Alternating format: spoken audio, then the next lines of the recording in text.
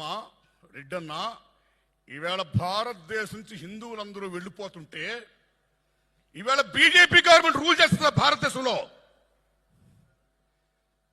హిందువులందరూ భారతదేశం వెళ్ళిపోతుంటే వచ్చే 5 ఏళ్ళు కూడా మేమే రూల్ చేస్తాం 400 ఎంపీ సీట్తో నరేంద్ర మోడీ గారు అంటారా?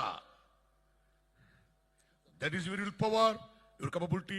ఇక్కడ ఎవడో పంపేది లేదు, సాగనంపలేదు. This is the land belongs to each and every one. Hindu, Muslim, Christian, what it may be, విభిన్న జాతులతో విభిన్న మతాలతో కూడుకున్న భారతదేశం. దట్ ఈస్ భారత్ మాత.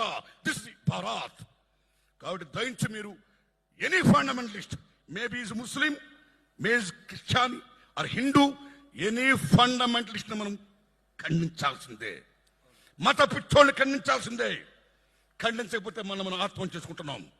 అందుకని మన సారి క్లైమాక్స్ లో చెప్పినట్టు ఇది మత పిచ్చి ఉండకూడదని చెప్పడం కోసం సినిమా తీసిన గూడున్నారని వాళ్ళు చెప్పారు. కాబట్టి మత పిచ్చి వద్దు, మనం కూడా అంత తీవ్రవాదంగా ఆ యాంగిల్లో పోవద్దు.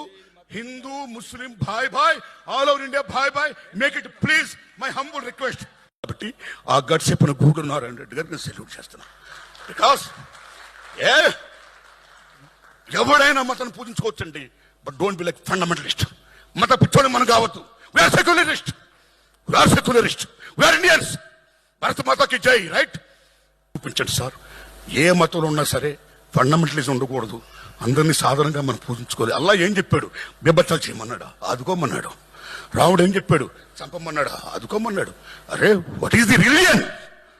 మతం అంటే ఏంటి? What is the meaning of Hinduism? What is the Islamism, Muslimism? Ism అంటే మతం అంటే ఉద్దేశం. వాళ్ళు ఏం చెప్పారో ఆ ఉద్దేశాలు అందరం బాగుండాలని, అలా కోరుకోవాలని, ఆ దశలో బాగా చరిత్రని ఇంత బాగా చెప్పినటువంటి